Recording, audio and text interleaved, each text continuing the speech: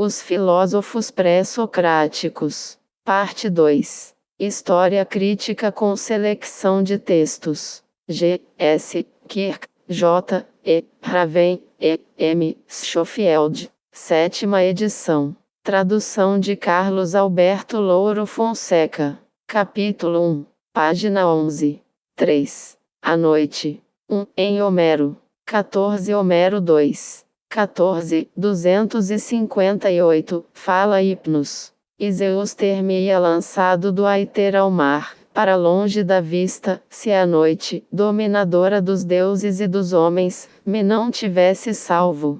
Para ela vinha a fugir, e Zeus deteve-se, apesar de encolerizado, pois receava fazer alguma coisa que desagradasse a noite veloz. É este o único passo dos poemas homéricos em que a noite surge completamente personificada. Uma vez mais, tal como nos 2 passos especiais respeitantes a Oceanos, também este ocorre no episódio do engano de Zeus. E uma vez mais há uma invulgar implicação de poder ou prioridade especiais entre os deuses. O respeito de Zeus para com a noite, neste ponto, é certamente estranho e sem paralelo algum em Homero e em Hesíodo.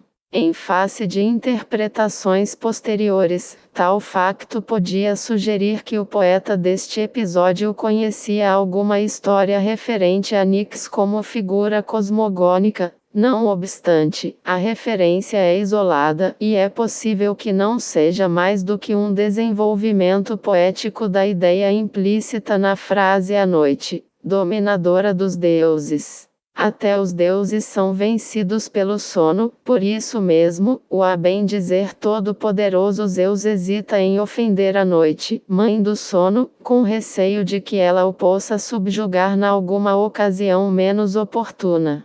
2. Um conceito cosmogônico arcaico segundo Aristóteles. 15. Aristóteles Met. N4, 1091b4. Semelhantemente, os antigos poetas, quando dizem que não são as primeiras figuras, como por exemplo a noite e Urano ou o caos ou Oceanos, que governam e reinam, mas Zeus, cf.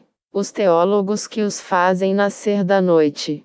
Aristóteles, pois, admitia que tinha havido poetas e teólogos que colocavam a noite em primeiro lugar, ou que faziam Deia a mãe dos deuses. É bem possível que ele tivesse tido em mente o passo homérico, 14. Mas este por si só dificilmente poderia ter dado motivo a que ele tivesse incluído a noite, e parece provável que no seu pensamento estivessem em parte os versos órficos, sobre eles veja-se 30, 2, e pp. 27 e ss. E também as cosmogonias pós-hesiódicas, compiladas sobretudo nos séculos VI e V, e que serão descritas em I.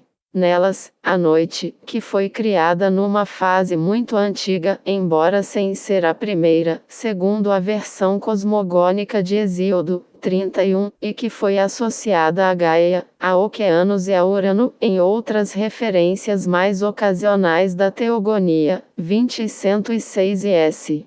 É elevada à primeira de todas as fases, ou sozinha ou juntamente com outras entidades, o ar ou o Tártaro. É natural que tanto o dia como a noite nascessem logo após a separação do céu e da terra, para ocuparem o espaço originado entre ambos. 3. A noite nas cosmogonias atribuídas a Orfeu, Museu e Epimênides. 16 Damácio de Príncipe e 124, DK1b12. A teologia atribuída a Orfeu pelo peripatético Eudemo nada disse sobre o todo inteligível. Ele, porém, estabeleceu o conxo a partir da noite, sendo dela também que Homero, embora não descreva a sucessão das gerações como contínuas, estabelece o começo das coisas, pois não devemos concordar com Eudemo, quando diz que Homero começa por Oceanos e Tétis. 17 Filodemo de Pietate 47a, DK3b5. Nos versos atribuídos a Epimênides, Todas as coisas se compõem a partir do ar e da noite. Do mesmo modo que também Homero declara que Oceanos fez de Tétis a mãe dos deuses. 18 Filodemo de Pietate 137, 5. Em algumas fontes se diz que todas as coisas provêm da noite e do Tártaro, e noutras, do Hades e do Aether. O autor da Titanomaquia diz que elas provêm do Aether, e Acusilau, que as demais coisas provêm do caos, que foi o primeiro. Ao passo que nos versos atribuídos a Museu está escrito que o Tártaro e a noite foram os que primeiro existiram. As cosmogonias órficas serão discutidas no 4. Entretanto, o passo 16 mostra que Eudemo não explicou a prioridade órfica da noite como estando na dependência do passo homérico, por considerar que Homero atribuía uma manifesta prioridade cosmotógica a Oceanos e a Tétis. 8, 9. Os passos 17 e 18 confirmam que havia relatos poéticos, compostos provavelmente nos finais do século VII ou no VI AC, que incluíam, talvez, poesia órfica, cf. 30, 2, que faziam da noite, associada ao Aer ou ao Tártaro, ambos com a ideia implícita de escuridão, a origem do mundo. Contudo, se exceptuarmos Aer em Epimênides, todas as demais figuras cósmicas implicadas podem ser encontradas na cosmogonia hesiódica propriamente dita. 31. E até mesmo Aer, com a ideia de Brahma e escuridão, mais do que a de matéria transparente a que chamamos ar, é um elemento da descrição hesiódica, embora não atinja o grau de personificação. Assim, na segunda fase da geração, antes da noite vem o brumoso Tártaro, veja-se, contudo, p. 30, n. 1.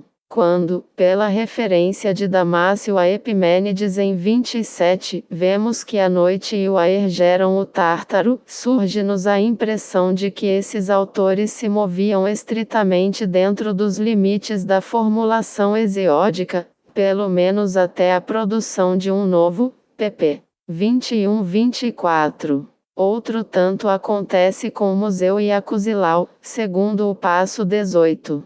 A importância da noite para os órficos é confirmada pelo papiro Derveni, 30. Muito mais tarde, as rapsódias órficas, veja-se p. 30, n. 1, descreveram-na como uma figura de grande importância, quase igual a Fanes Protógono e sua sucessora. 19 Próclo no comentário a Platão Crátilo 396b, Ficn Fr. 101. Colocou o seu famoso sceptro nas mãos da deusa Noite, para que ela tivesse a prerrogativa de reinar. 2. A cosmogonia e teogonia em hexâmetros atribuída a Epimênides não era provavelmente obra sua, como Fiodemo evidentemente suspeitou, mas, mesmo assim, é possível que se tivesse originado no século VI AC. Também Damácio afirmou que Aer e a noite eram os primeiros princípios para Epimênides, e deu Eudemo como fonte desta afirmação. 27. Por conseguinte, Filodemo, que também deve ter confiado na história padrão de Eudemo sobre a teologia, fornece, em 17, uma confirmação mais antiga da fidedignidade de Damácio. 3. O nome de Museu, de Zeipo e o mítico de Orfeu e autor epônimo da literatura oracular, teve tendência para se ligar a toda e qualquer espécie de versos relativos ao além, incluindo, evidentemente, um poema teogônico como o atribuído a Epimênides. Os finais do século VI AC são um plausível terminus ante quem para tal poema e atribuição. Compare-se com o caso de Onomácrito, que, segundo Heródoto vi. 6, DK 2b20 foi banido de Atenas por Hiparco, quando, por lhe ter sido confiada a tarefa de colecionar e ordenar os oráculos de Museu, se descobriu que entre eles havia incluído um espúrio. 4. Acusilau de Argos, finais do século VI ou início do V AC. Foi um genealogista que muito provavelmente elaborou uma relação sumária, e evidentemente não original, dos primeiros antepassados, se bem que parte do material, que lhe fora atribuído, tenha sido posteriormente considerado suspeito. Segundo Damácio, DK 9b1, Acusilau reordenou parcialmente as figuras hesiódicas posteriores ao caos, contudo, é um autor que pouco ou nada interessa para a história do pensamento pré-socrático, e mal faz jus ao espaço que lhe é concedido em DK. Possível é inserir neste ponto uma nova observação. Depois do episódio da derrota dos titãs na Teogonia vem uma série de passos, 734, 819, alguns dos quais, pelo menos, são aditamentos ao texto original. Trata-se de curtas variantes de descrições aparentemente destinadas a melhorar as referências ao inframundo. Se é este o caso, elas pertencem, quando muito, à última parte do século VII, se bem que os começos do século VI se nos afigurem um período mais provável para a sua composição. Assim, em 2, que é indubitavelmente de Hesíodo, a noite cinge a garganta do Tártaro, e por cima estão as raízes da terra, em si mesma provavelmente uma concepção genuinamente primitiva. Mas em 34, QV, com discussão app. 35 ISS, esta concepção é mais desenvolvida, e as origens e limites de todas as coisas encontram-se localizadas na vastidão do ventoso abismo, que é, provavelmente, uma espeificação tardia do caos do verso 116, 31. As moradas da noite escura estão, segundo se diz, neste casma ou à volta dele. É fácil de ver que esta linha de pensamento podia conduzir à elevação da noite para representante do estado original e incipiente das coisas. Na versão cosmogônica original, 31, a noite surge numa fase inicial e importante. A tendência para dar uma nova ordem às figuras hesiódicas data já, como antes se disse, o século VI, provavelmente. Homero forneceu um elemento de obscuro estímulo para uma ulterior elevação da noite. E as reelaborações adicionais do quadro hesiódico do inframundo propenderam para uma reinterpretação do Tártaro e da noite como formas locais de um caos gerador. Os novos testemunhos órficos, p. 26 e s. apoiam, de algum modo, a opinião emitida por Aristóteles em 15, mas mesmo assim, não nos parece haver, até ao momento, um indício suficiente de que a ideia de uma prioridade absoluta tia-noite tenha ocorrido bastante cedo, ou numa forma suficientemente independente, para ter exercido uma grande influência no pensamento cosmogônico quase científico. 4. Cosmogonias órficas. Algumas variações na cosmogonia foram atribuídas aos órficos. Estes têm sido descritos como indivíduos que, reunindo, por um lado, elementos procedentes do culto de Apolo Catársios, o purificador, e das crenças trácias sobre a reencarnação, por outro, pensavam que a alma podia sobreviver, se mantivesse pura, e, para ilustrar esta teoria, elaboraram uma mitologia parcialmente individual, com Dioniso por figura dominante. O Trácio Orfeu, com a sua pureza sexual, os seus dotes musicais e o seu dom de profecia após a morte, representava a combinação dos dois elementos. Tais crenças órficas foram registradas em narrativas sagradas, os Hieroi Logoi. Ora, esta designação seria certamente válida, digamos, para o século III AC. Mas grande tem sido a controvérsia quanto à determinação de uma data mais recuada para o aparecimento de uma classe distinta de indivíduos com crenças desta espécie, próprias e bem definidas. Segundo uma opinião, bem representada por W. K. C. Guthrie no capítulo 11 de The Greeks and Their Gods, London, 1950, a doutrina órfica estava já definida nos livros sagrados, no século VI AC. Uma opinião totalmente diversa foi apresentada por William Whitze, mais claramente, por I. M. Linford, em The Arts of Orpheus, Berkeley, 1941, que analisou todos os textos existentes em que se faz menção a Orfeu e aos órficos, e demonstrou que, pelo menos até 300 AC, a designação órfico se aplicava a toda a casta de ideias relacionadas com praticamente qualquer espécie de rito, telet. Escritos houve que foram atribuídos a Orfeu, bem como, certamente, a Museu e a Epimênides, vejam-se pp. 13 e s. Desde o século VI AC, Heródoto teve conhecimento de órficos e pitagóricos que, no século V, compartilhavam de um mesmo tabu. Vendedores de oráculos e de dispensas órficas eram familiares a Platão e as chamadas narrativas órficas, a Aristóteles. Mas ao corpus da literatura sectária própria, da qual se conhecem descrições do Hades, narrativas teogônicas e cosmogônicas, hinos, etc., não se pode atribuir, na sua maior parte, assim o demonstrou Linford, uma data anterior ao período helenístico, e na sua forma atual pertence principalmente à época romana. É possível, como sustentou Linford, que não tenha havido um conjunto de crenças exclusivamente órficas no período arcaico. No entanto, Orfeu começou por essa altura a ser considerado como santo patrono dos ritos e dos aspectos rituais da vida e da morte. E o seu nome, bem como o do seu lendário discípulo, Museu, ficou associado à literatura teogônica deste período. Crenças acerca da reencarnação estavam a tornar-se correntes no mundo grego, particularmente nas suas orlas, e alguns partidários dessas crenças designavam-se a si mesmos orpicoi, assim como bacantes, por alturas do século V.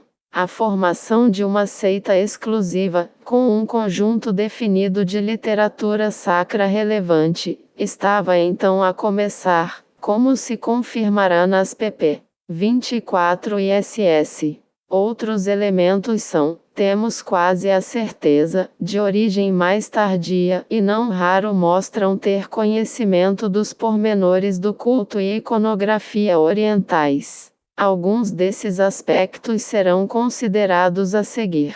É bem possível que o tempo, Chronos, como figura cosmogônica primária, derive da hipóstase iraniana Zvan-Akarana, tempo infindável. Mas este conceito iraniano encontra o seu mais antigo testemunho numa referência grega dos finais do século IV AC, feita por Eudemo, segundo uma referência de Damácio, e não há razão para pensar que tivesse sido formulado já no período grego arcaico. No Timeu de Platão, o tempo é um conceito cosmogônico elaborado. Foi, além disso, personificado, provavelmente como etimologia de Cronos, por Ferecides de Ciros, no século VI, embora não com um significado abstrato profundo, veja-se N. 1 na p. 23 e N. 1 na p. 53. A sua proveniência oriental, nas versões órficas, é indicada pela forma concreta que apresenta. Uma serpente alada e policéfala. Tais monstros multipartidos, distintos de fantasias mais simples como os centauros, têm características orientais, principalmente de origem semítica, e começam a surgir na arte grega por volta de 700 AC. Foram, de certo, extremamente populares como elemento decorativo durante o século VII e primeiro quartel do VI. Também a arte minoica tinha tido já os seus monstros, sobretudo divindades com cabeça de cão e outras criações teriomórficas relativamente simples. que, nas suas representações gregas, a configuração do tempo como serpente alada é muito posterior ao período orientalizante da arte, é o que sugere principalmente a identificação de uma abstração com tal forma. Este facto manifesta uma certa relação com formas orientais de pensamento, em particular, assírias e babilônicas, bastante complexas, algo de muito diferente do mero empréstimo de um motivo pictórico, ou até da assimilação de uma forma mítica inteiramente concreta.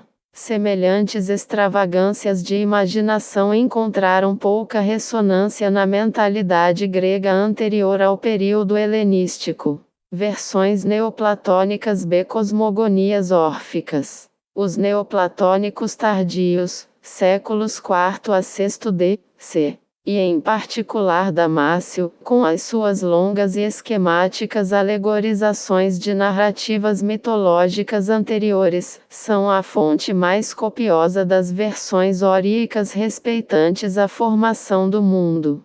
Estes escritores são mais fidedignos do que parece à primeira vista, já que uma grande parte das suas informações foram hauridas em compêndios da vultosa história peripatética da teologia, composta por Eudemo.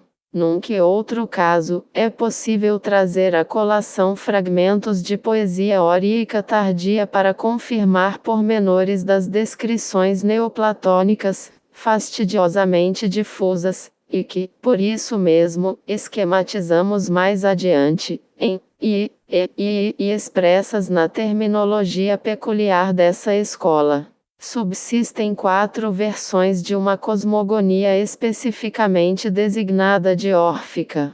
1. Derivação a partir da noite. Damásio, no excerto 16, QV, declarava que, segundo Eudemo, a teologia atribuída a Orfeu fez, da noite, a origem das coisas. De acordo com as rapsódias, a noite era filha de Fanes, veja-se N. 1 na p. 14 N. 3 na p. 19, e este descendente de Chronos. Foram-lhe concedidos por Fanes poderes proféticos, sucedeu-lhe como governante e parece que, de uma maneira ou de outra, deu à luz, pela segunda vez, Gaia e Urano.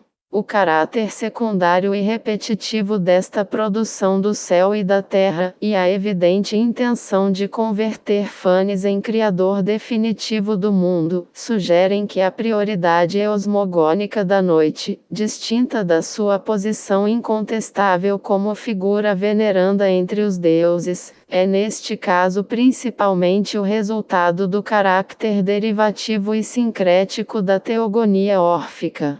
Nota de rodapé. Devido a ser impossível distinguir, na ortografia portuguesa vigente, o X do K do alfabeto grego, vemo-nos forçados a adotar esta grafia para distinguir Chronos, tempo, de Cronos. Cf. P. X. N. 1 da P. 21. NT. 1. As chamadas rapsódias órficas, ieri logo e em rapsoidias, segundo a Suda SV. Orpeus, de que subsistem muitos fragmentos, Kern, FRR. 59-235, principalmente por intermédio de citações em obras neoplatônicas, são uma compilação tardia de hexâmetros, cuja data de composição é variável. A maior parte deles é pós-helenística e muitos são ainda mais tardios. Contudo, o papiro de Derveni, 30, demonstra que alguns procedem do século V ou até mesmo do VI AC.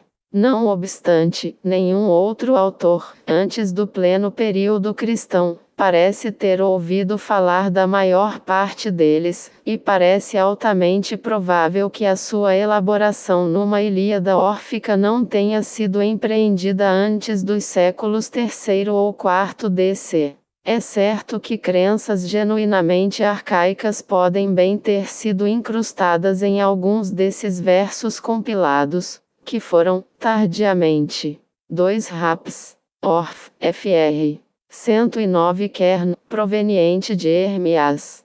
E ela à noite de novo dava à luz Gaia e o vasto Urano, e de invisíveis os tornou visíveis, e revelou quem eles eram por nascimento. Mas Fanes já tinha criado o Olimpo, o Sol, a Lua e a Terra, FRR. 89, 96, 91 3, 94 Kern, provenientes das Rapsódias, e, pressupostamente, também o céu. E a teologia órfica usual nas Rapsódias. 21 Damácio, de Príncipe e 123, DKIB 12. A descrição completa, que se pode ver em DK, é longa e encontra-se expressa numa difícil terminologia neoplatônica. Damos a seguir, em esquema, o essencial dela. 21 Esta é, pois, nestas rapsódias órficas, tal como se conhecem, a teologia referente ao inteligível. Também os filósofos a expõem, colocando Chronos no lugar de princípio único de todas as coisas. Na teologia órfica usual, o princípio de todas as coisas é Chronos, tempo, que, coexistindo com o Aiter, éter, e o caos, gera o ovo cósmico, também descrito em certas versões como uma túnica alvinitente ou uma nuvem luminosa.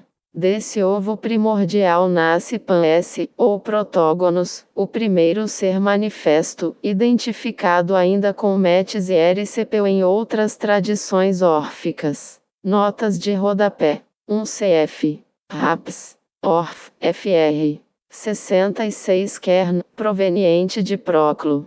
Este Chronos, que não envelhece e cujos desígnios são imperecíveis, criou o Aiter e um enorme e prodigioso abismo aqui e além. Siriano, FR. 107 Kern, apresentou também o Aiter e o caos como segunda fase, mas depois de o único e bom como primeira. O grande abismo, provém diretamente de Hesíodo, Teogonia 740, 34. 2 CF. Raps. O. FR. 70 Kern, proveniente de Damácio. Seguidamente, o poderoso Chronos fez no divino Aiter um ovo de prata. Sobre o ovo, veja-se infra, pp. 21-24. 3 Fanes, relacionado pelos órficos com Painem, brilhar, manifestar-se, é um desenvolvimento exclusivamente órfico, relativamente tardio, do Eros cosmogônico de Hesíodo, 31. Talvez também do Palus engolido por Zeus, segundo 30, 6, e 7. Alado, hermafrodita e autógeno, brilhante e etéreo, ele dá à luz as primeiras gerações de deuses e é o Criador Supremo do cosmos. 3. A versão de Jerônimo e Helânica. 24 Damácio, de Príncipe e 123 bis, DKIB 13. SC. A teologia órfica segundo Jerônimo e Helânico tem, em substância, o mesmo teor. Havia, desde o princípio, dois princípios, matéria e água, dos quais a terra se condensou. Veja-se DK para uma descrição completa. A seguir damos apenas um resumo. Diagrama. No princípio, do éter e da terra, a ITRG, surgiu Chronos, tempo, descrito como uma serpente alada, policéfala e bissexuada, também chamada Heracles, que é acompanhada por Anank, necessidade, e Adrasteia, inexorabilidade. De Chronos procedem o éter, o caos e o érebo, princípios que, combinados, dão origem ao ovo cósmico. Desse ovo nasce Pan-S, também denominado Protógonos, um ser alado e de forma mista, com asas e cabeças de animais, simbolizando a totalidade das potências da vida. 24 A teologia órfica, que se diz ser conforme a versão de Jerônimo e Helânico, se é que não são uma mesma pessoa. 6 Como se segue? A água, afirma ele, existiu desde o princípio e bem assim a matéria, da qual, por consolidação, se formou a terra. Diagrama. A partir da água e da matéria, ou terra, surgiu Chronos, o tempo que não envelhece, também identificado como Heracles, e acompanhado pelas potências da necessidade, Anank, e da Adrasteia, a inevitabilidade. Desse princípio temporal emanam três entidades primordiais: o Aither, éter, o caos, caos, e o Erebus, erebo. Da conjunção desses elementos forma-se o ovo cósmico, do qual nasce um Deus incorpóreo, o primeiro princípio manifestado da criação. Não é possível identificar com segurança estes dois autores. É evidente que Damácio suspeitou poder tratar-se de uma mesma pessoa, mas é mais provável, por exemplo, que um tenha sido o epitomador do outro. Jerônimo talvez seja o autor das antiguidades fenícias, mencionadas em Joséfo, e 94. Um símbolo afim de Filon aparece em Sanctuarium. Jerônimo, p. I. 10, 36. Cf. p. 36n. Quanto a Elânico, talvez tenha sido o poeta lírico de um tal Cido, provavelmente de Tarso, escritor órfico mencionado na Suda. O que é mais provável é que se trate do logógrafo lésbio do século V AC. Diz Damácio, e nessas condições, o Chronos gerou o ovo, isto é, no Aither, caos e Erebo. Não se afirma explicitamente que o Deus incorpóreo proceda do ovo, mas é óbvio que assim seja. Compare-se 25 e veja-se a próxima nota a respeito de Asmatos. I, variante de I, de Atenágoras. 25 Atenagoras pro Christianis 18, p. 20 Schwartz, DKIB 13. SC. Pois a água era o princípio de todas as coisas, segundo Orfeu, e da água formou-se o lodo, e de ambos nasceu um ser vivo, uma serpente com cabeças de leão e, no meio delas, um rosto de Deus, chamado Heracles e Chronos. Até aqui, o texto é quase idêntico à versão de Jerônimo e Elânico. Este Heracles gerou um ovo desmesurado, que, tendo sido rasgado pela força do seu progenitor, dividiu-se em dois. A parte superior tornou-se o céu, e a inferior, a terra. E aproximou-se também um deus de dupla natureza, Urano, o qual, unindo-se a gerou três filhas, Cloto, Láquesis e Atropos. Segue-se uma teogonia de tipo hesiódico. Nota filológica. G de A.S. Matos, M.S. Em Lobeck, C.F. de Els, Crans. TAP S.D. As Matos. Em qualquer dos casos, é Fanes que está em causa. Os termos asmatos, incorpóreo, e de PS e ampips, bissexuado, prestam-se a uma fácil confusão. Não é possível ter-se a certeza de que os exemplos do segundo vocábulo no texto 24 sejam necessariamente corretos. De PS implica bissexuado, característica de Fanes. Asmatos, incorpóreo. Tratando-se de um ser descrito como possuidor de mais do que a sua quota parte de atributos físicos, e de um tipo muito peculiar, talvez seja de estranhar mesmo num neoplatônico. 25. E que, segundo ele Orfeu, a água era a origem da totalidade das coisas, e da água formou-se o lodo, e de ambos gerou-se um ser vivo, uma serpente com cabeça de leão, e no meio deles, o rosto de um deus, de nome Heracles e Chronos. Este Heracles gerou um enorme ovo, que, por estar completamente cheio da força de seu progenitor, se partiu em dois por fricção. Assim, a parte superior acabou por converter-se em Urano, e a parte inferior em G. E surgiu também um determinado deus com dois corpos. Urano, tendo-se unido a G, gerou como prole feminina Cloto, Láquesis e Atropos. Destes quatro tipos de cosmogonia denominada órfica, a secção, e menciona um primeiro estádio, a noite, que não ocorre nas demais. A importância atribuída à noite no panteão órfico dependia provavelmente, por via direta ou indireta, de modificações feitas no esquema hesiódico da cosmogonia e da teogonia. VD 5.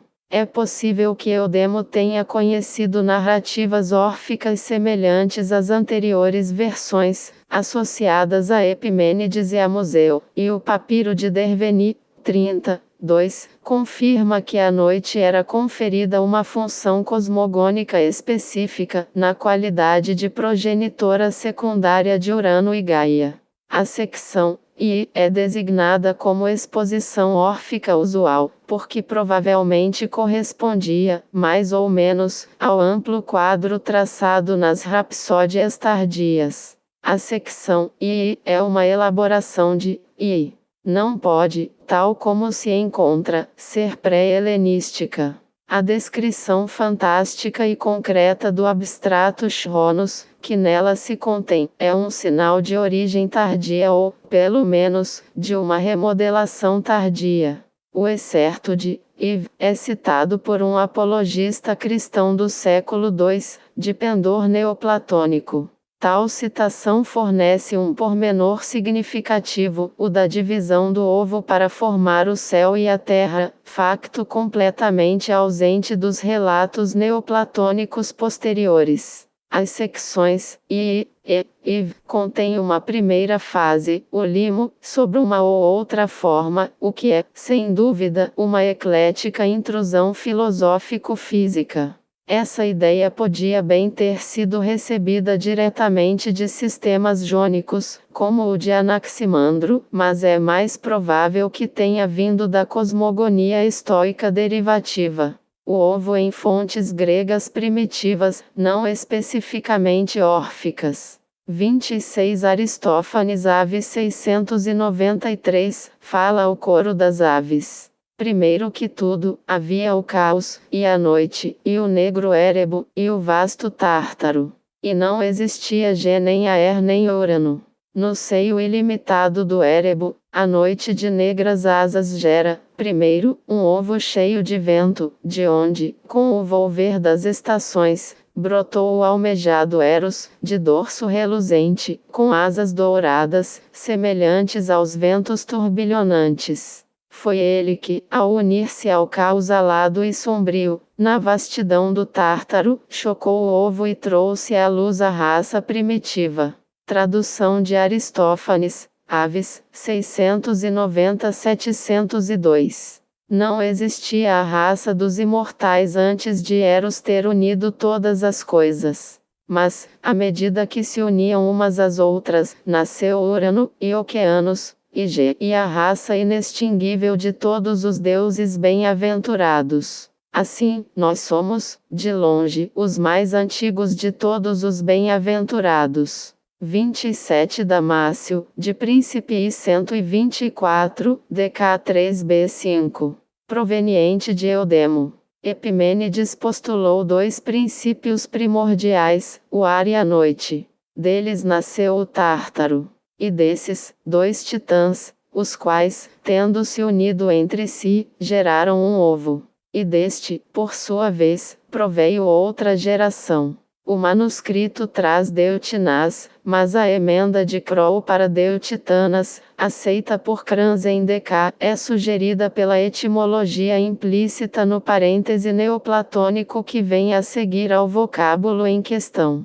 A mediedade inteligível assim é chamada porque, numericamente, está entre o alto e o baixo. As outras omissões do texto, tal como foi impresso acima, são paráfrases neoplatônicas que nenhuma luz lançam sobre a interpretação.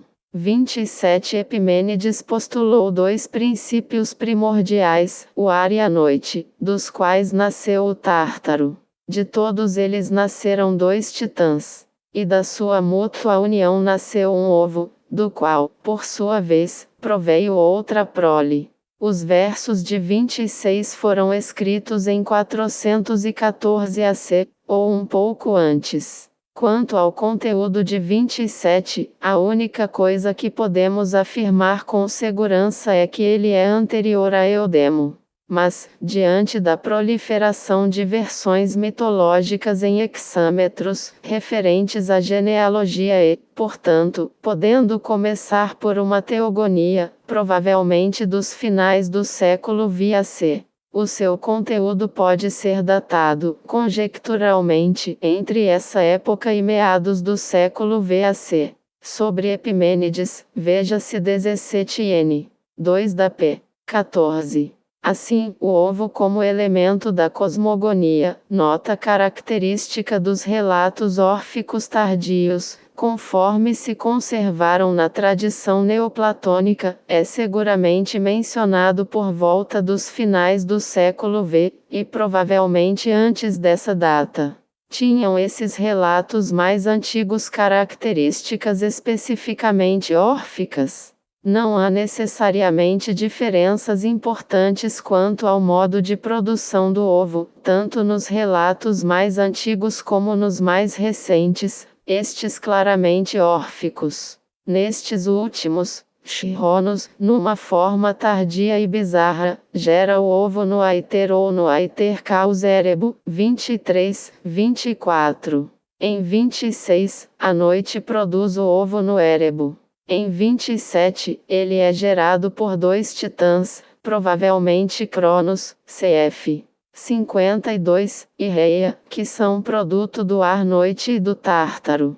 Não há, evidentemente, referência direta a Chronos, mas Ferecides de Cyrus, pp. 52-56, já havia associado Cronos a Chronos, aí é possível que haja, neste ponto, uma relação com as versões posteriores, veja-se também 52 e respectiva discussão. Há uma nítida semelhança entre o que nasce do ovo na fala das aves e nas versões órficas posteriores. Eros com asas douradas é um protótipo evidente do Panis órfico. Todavia, uma grande parte da cosmogonia das aves em Aristófanes é indubitavelmente derivada da teogonia de Hesíodo, com modificações adequadas às circunstâncias. O caos, a noite, o erebo e o tártaro estão comprometidos nas primeiras fases de ambas as versões. Só que a terra é postergada em Aristófanes, para ser criada, até certo ponto com mais lógica, simultaneamente com o céu.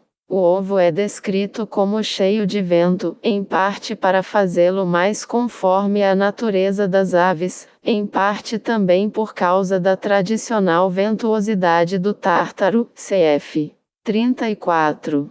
Deste modo, à noite, o caos e Eros são todos alados, por se ter em vista uma cosmogonia de aves. Trata-se, portanto, de uma paródia de um tipo tradicional de cosmogonia. Contudo, o modelo de uma paródia deve ser reconhecível, e, se bem que os elementos hesiódicos sejam suficientemente claros, o ovo não é hesiódico. Apesar de convir sobremaneira à geração das aves, é pouco provável que, por esse motivo, o expediente tenha sido inventado ex nihilo por Aristófanes. Deve ter sido familiar, como meio de produção, não necessariamente de uma figura cosmogônica, mas, pelo menos, de uma divindade importante como Eros.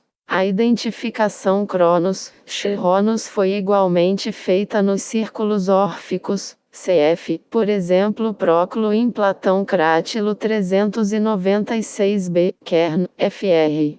68.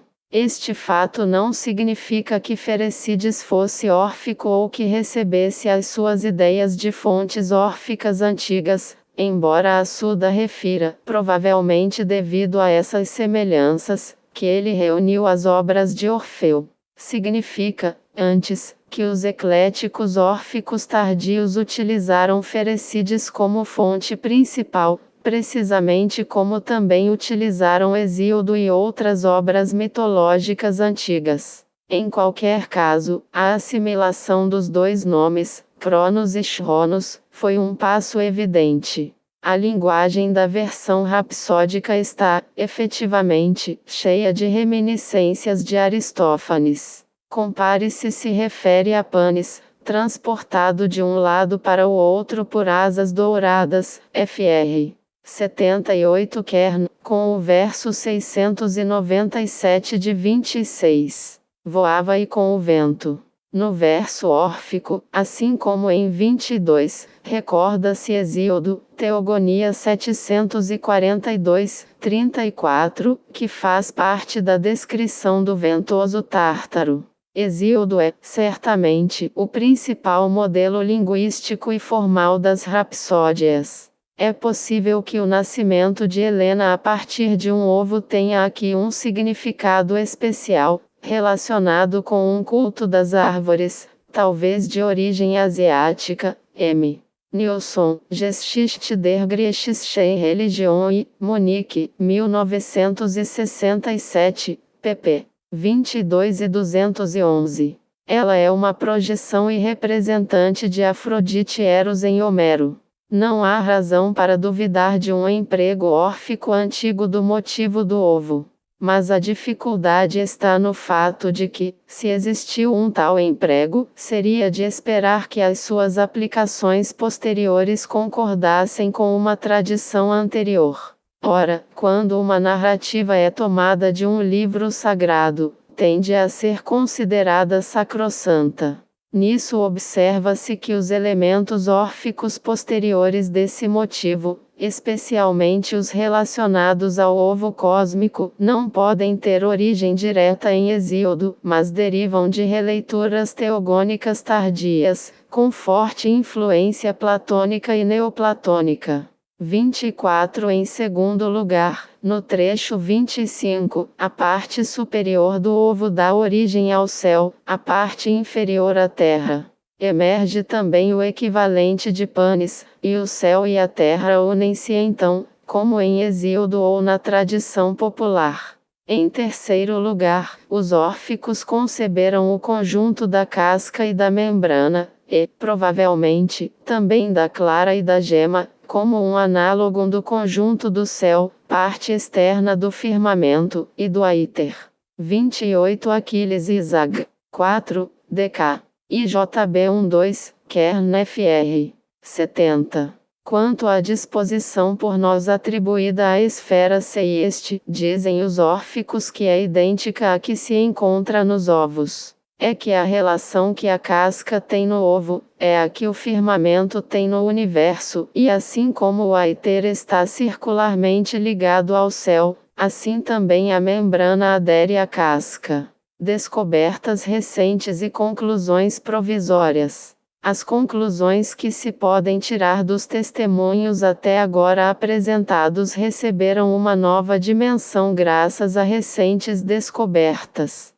Em primeiro lugar, a série, bem conhecida, de lâminas de ouro coro Instruções para os Mortos, e que foram encontradas em sepulturas da Magna Grécia e de Creta, foi agora acrescida de um novo e importante exemplo proveniente de Hipônio, moderna Vibo Valentia, no sul da Itália, gravado por volta de 400 AC. Após as habituais instruções dadas ao morto, neste caso, uma mulher, para não beber da nascente junto ao cipreste branco, mas da água que corria, mais adiante, do Lago da Memória, sobre este assunto, vd. G. Zunps, Persepone, Oxford, 1971, 355 ss. O texto continua como se segue. 29 Lamina de ouro proveniente de Hipônio, segundo G. Pugliese Carratelli, Parola dei Passato 29, 1974, 108 26 e 31, 1976, 458 66, 10, 16. Diz: Eu sou o filho da terra e do céu constelado. Estou a arder em sede e a morrer. Por isso, dá-me depressa da água fresca que corre do lago da memória. E os reis infernais terão compaixão de ti e dar-te-ão de beber do lago da memória. E concorrido é o caminho que percorres, caminho sagrado que também outros famosos iniciados e bacantes estão seguindo. No verso final, a escatologia típica dos crentes das lâminas de ouro é creditada, pela primeira vez nos documentos que possuímos, aos iniciados báquicos, isto é, aos seguidores de Dioniso com crenças religiosas secretas. Práticas funerárias báquicas foram equiparadas às órficas por Heródoto LT 81, que acrescentou, de um modo significativo, tratar-se, na realidade, de práticas pitagóricas e egípcias. G. Zunps, Op. Cit. Argumentou que as tabuinhas de ouro são especificamente pitagóricas, mas que a sua conexão com Dioniso neste ponto sugere antes uma associação órfica. O epticismo de Heródoto implica que não havia divisões sectárias bem definidas, mas talvez seja significativo que Dioniso se viesse a converter na figura central do mito órfico particular, respeitante a criação do homem a partir das cinzas dos titãs, que tinham matado e comido o deus menino. Para mais, há também um novo testemunho sobre este ponto, porquanto, em 1951, foram descobertas no Saniário Central de Olbia, antiga colônia milésia, na Crimeia, tabuinhas de osso. Numa delas foi rabiscado, provavelmente no século V AC, o nome Orpicoi e também uma abreviatura de Dioniso, nome que volta a aparecer igualmente em várias outras tabuinhas. Veja-se também p. 216, n. 1.0 para uma mais aprofundada discussão sobre o assunto. O valioso artigo de M. L. Oestens P. 45, 1982, 1729. Foi também em Olbia, segundo Heródoto e Uiv, 78-80, que o rei Escile se iniciou no culto estático de Dioniso Bacante. A alegação "eu sou o filho da terra e do céu constelado", que se destina à alma do morto em Fr. 29:10, é em si mesma intrigante, ainda que pressuponha um elo de ligação entre o morto e os deuses primevos. Tal elo seria fornecido pelo mito, possivelmente posterior, de Dioniso e dos titãs. Mas um interesse órfico relativamente antigo pela sucessão dos primeiros deuses da natureza encontra-se hoje num notável rolo de papiro, descoberto em Derveni, perto de Salônica, em 1962. Este rolo, meio queimado, foi encontrado sobre uma sepultura datada de cerca de 330 AC, e contém um comentário alegórico, da autoria de alguém versado em Anaxágoras e Diógenes de Apolônia, a uma teogonia várias vezes atribuída a Orfeu. O comentário não contém qualquer indício de influência platônica ou aristotélica.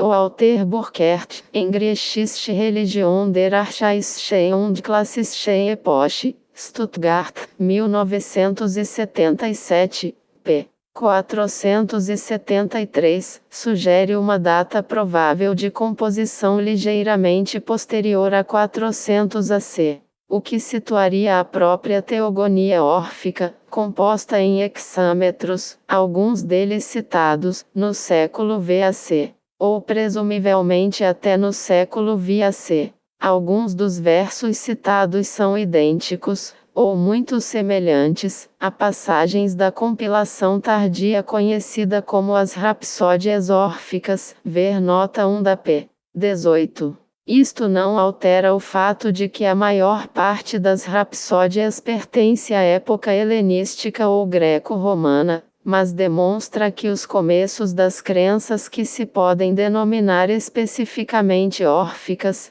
e que foram registradas em versos sagrados, são muito mais antigos do que o Ilamoites ou Linfort teriam admitido. A completa publicação do papiro já se arrasta por bastantes anos, mas está agora a ser preparada pelos professores Tsantsanoglu e Parasoglu da Universidade de Salônica. Até ao seu aparecimento qualquer discussão deve ter um caráter provisório. mas o professor R. Merkelbach já publicou a sua versão do texto num apêndice, pp. 112, ASP 47, 1982, e foi daí que colhemos os seguintes extractos, particularmente relevantes, do poema órfico.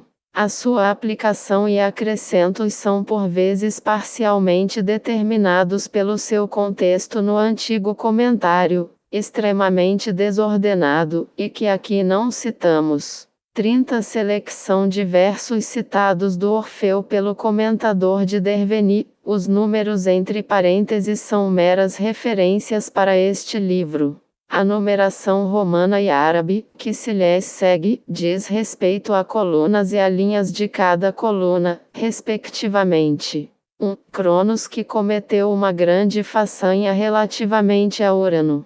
2. Urano, filho de Eufroné Noite, que primeiro reinou. 3. Depois dele, Cronos a seguir, e depois o prudente Zeus. 4. Que a noite profetizou do seu impenetrável santuário. E ela profetizou tudo o que era legal para. 5. Zeus, mal ouviu os oráculos da boca de seu pai. 6. Engoliu o falo dele que primeiro saltou para o ar. 7. Do falo do rei primogênito. E dele ou do falo se geraram todos os deuses e deusas, imortais e bem-aventurados, e os rios e as aprazíveis fontes e tudo o mais que então existia. Mas ele nasceu sozinho. 8. Ele concebeu o grande poder de oceanos de amplas correntes. 9. A lua que brilha para muitos mortais por sobre a terra ilimitada. 10. Desejando unir-se em amor com a mãe. Como seria de esperar, muito da teogonia órfica revelada pelas citações do comentador assemelha-se de perto à teogonia hesiódica, que analisaremos no 5. São, porém, as divergências em relação a essa fonte que aqui mais interessam e têm, possivelmente, maior significado. O primeiro rei do firmamento é Urano, o céu. Ele, porém, é filho da noite. 30, ocupando, portanto, a mesma posição que o caos inicial de Hesíodo, Teogonia 31, o que concorda com a informação de Aristóteles em 15. Cronos obtém agora a realeza através de uma grande, ou terrível, façanha, provavelmente a castração de Urano, como em Hesíodo, Teóg. 39. O rei seguinte é Zeus. 3. Que parece receber oráculos tanto do próprio Cronos, 5, quanto da noite, em seu santuário. 4. Zeus não é expulso por Cronos, como em Hesíodo, pp. 41-42. Antes, é ele quem engole o falo. 6. Certamente o mesmo que fora cortado de Urano por Cronos. 7-1. Como resultado desse ato, Zeus dá origem a todas as coisas a partir de si mesmo. Deuses e deusas, rios, nascentes, todas as coisas, 7-2-4, incluindo, sem dúvida, ponto, 8, e oceano, em passo muito semelhante às rapsódias órficas, fr. 167 Kern, bem como a lua, 9. Finalmente, comete incesto com a mãe, Rhea, que é provavelmente identificada, aqui, como nas rapsódias, com Deméter. Nesse caso, a descendência, como sugere Burckert, teria sido Perséfone, com a qual Zeus possivelmente também se uniu depois, a fim de produzir a forma ctônica de Dioniso. Em tudo isso estão presentes alguns elementos da versão rapsódica tardia, mas outros foram excluídos, nomeadamente, o deus alado Fanes, ver 1 da p. 19. Fanes fora engolido por Zeus nas profundezas da noite, segundo as rapsódias, fr. 167 Kern, e assim tem-se a impressão de que, em um passo equivalente, mas muito mais antigo, o ato de engolir o falo se transforma simbolicamente no ato de engolir o próprio Fanes. Donde provém o falo? Obviamente, tal como muitos outros pormenores do mito da sucessão, pp. 40s. Ele deriva de fontes próximo-orientais. No mito Urrita Hitita de Kumarbi, descrito na p. 41, é essa divindade quem decepa o falo do Deus do céu. Engole-o, fica prenhe do Deus do tempo climatérico e tem um parto difícil. Segundo parece, esta versão foi difícil de aceitar tanto por parte de Hesíodo quanto das suas fontes mais próximas. O ato da castração subsiste, veja-se infra, 39, mas o falo é então simplesmente lançado ao mar. Qualquer processo de deglutição dos próprios filhos é atribuído a Cronos, equivalente, em vários aspectos, a Kumarbi, concepção até certo ponto mais suavizada e que, provavelmente, deriva de temas de contos populares. Em princípio, parece que Orfeu conservou a versão oriental originária, segundo a qual um deus fica prenhe devido à deglutição do falo decepado. Contudo, não é o próprio castrador quem o engole, nem é esse o motivo pelo qual ele é destronado pelo deus do tempo climatérico. Pelo contrário, é Zeus quem engole o falo, que se nos afigura ter sido preservado como símbolo ou instrumento de geração, com a finalidade de dar origem a todo o universo num segundo e último ato de criação. Precisamente como, sem dúvida, há de proceder Fanes na versão rapsódica tardia. A importância das crenças órficas para a filosofia pré-socrática é ainda, mesmo à luz dos novos testemunhos, francamente insignificante. Um novo apoio é dado à prioridade da noite, relacionada talvez com a ideia hesiódica do caos inicial, bem como com uma ampla variedade de elaborações cosmogônicas e teogônicas de Hesíodo, no século V e até, provavelmente, no século VAC. A julgar pelo papiro de Derveni, as diferenças entre os órficos e Hesíodo não são em grande número, mas são significativas, por parecerem restaurar e desenvolver motivos provenientes do mito da sucessão do Próximo Oriente, mito que o próprio Hesíodo suavizou, especialmente no tocante à gravidez de Zeus e ao subsequente nascimento da natureza.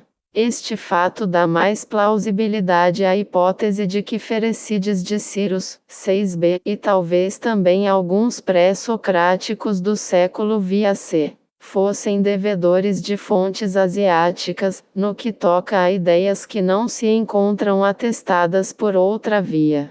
A parte isso, a principal originalidade da teogonia Derveni pode ter residido no conceito do Deus Criador único, combinando os poderes demiúrgicos do babilônico Marduk, veja-se p. 39, com o tema da geração sexual da teogonia de Hesíodo. Mas é no novo aspecto do material das lâminas de ouro que talvez resida, em última instância, o maior interesse. É que esse material concorre grandemente para confirmar que, já no século VAC, ou, pelo menos, em época próxima, havia quem relacionasse a especulação cosmogônica com preocupações soteriológicas, relativas ao destino da alma após a morte. E isso é algo que os iniciados de Eleusis parecem não ter feito, e que contribui em larga medida para explicar a dimensão mais ampla da visão órfica do mundo, em particular, na sua articulação entre o divino, o cósmico e o humano.